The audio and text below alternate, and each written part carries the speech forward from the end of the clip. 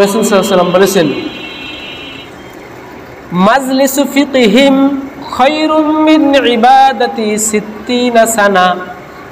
রাসূল বলেন, আমাদের উম্মতের মধ্যে যে কোনো ব্যক্তি যদি কোনো দিন শিক্ষার মজলিসে বসে, শুধুমাত্র দিন শিক্ষার মজলিসে যদি একবার বসে যায়, যদি তিনি কোনো আমল নাও করেন, শুধুমাত্র মনোযোগ দিয়ে শ্রবণ করেন, তাহলে তার আমল নামায় 60 বছর নফল নামাজের সওয়াব লিখে দেওয়া হয়।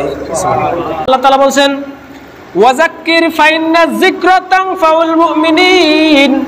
আল্লাহ তাআলা বলেন, হে মুমিন, ওয়াজাক্কির, আমার মুমিনদের সামনে কোরআন সম্পর্কে আলোচনা করেন। যদি তাদের সামনে আলোচনা করেন কোরআন দিয়া, অবশ্যই তাদের ঈমানটা আরো বৃদ্ধি পাবে। ইন্নামাল মুমিনুনা আল্লাযীনা আমানু ইযা যুকিরাল্লাহু ওয়াজিলাত কুলুবুহুম ওয়া ইযা তুলিয়াত আলাইহিম আয়াতুহু যাদাতহুম ঈমানা।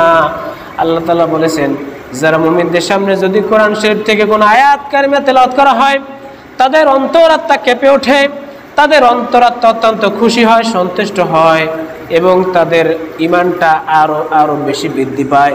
তাহলে আলোচনা শুনবেন কেন? 1 নম্বর, আমার সওয়াব বৃদ্ধি হবে। 2 নম্বর, আমার অন্তরাত্মা আরো ঈমানের দ্বারা আর আমাদের অন্তরের ঈমান আরো বেশি বৃদ্ধি পাবে।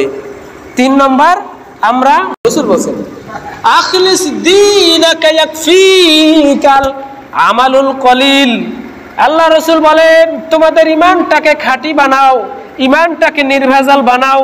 ঈমান যদি একবার নির্ভেজাল বানাও, তাহলে তোমার অল্প আমল দিয়ে তুমি নাজাত পাবে। আর যদি তোমার ঈমানের মধ্যে ভেজাল হয়, তাহলে তোমার অনেক ইবাদত দিয়েও তুমি নাজাত পাবে না। আল্লাহ বলেন, ইন্নাদ-দীনা ইনদাল্লাহিল ইসলাম। আল্লাহ বলেন, আমার কাছে শুধুমাত্র কেবলমাত্র একমাত্র জীবন ব্যবস্থা হলো ইসলাম। ওয়ামাই ইয়াবতাগি গায়রাল ইসলাম দীনান ফালা ইউকবালা মিনহু ওয়া হুয়া ফিল আখিরাতি মিনাল খাসিরিন। আল্লাহ বলেন, যদি তোমরা কেউ ইসলাম বাদ দিয়া অন্য কোনো মাধ্যম দিয়া যদি আল্লাহর সন্তুষ্টি অর্জন করতে চাও, আল্লাহ সেটা কখনো গ্রহণ করবেন না। মসজিদে আসলে বলে আল্লাহর হুকুম মানি, দুনিয়ার বেলায় হুকুম মানি, রাজনীতির বেলা বলে ধর্ম নিয়ে ব্যবসা করে।